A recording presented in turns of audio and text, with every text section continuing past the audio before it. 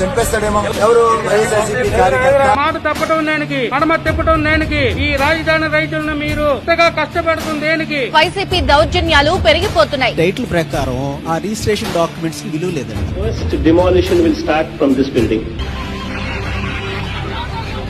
మన ప్రభుత్వంలో పూర్తిగా మద్యాన్ని నిషేధిస్తాం అని చెప్పి గట్టిగా కూడా చెప్తా ఉన్నాం.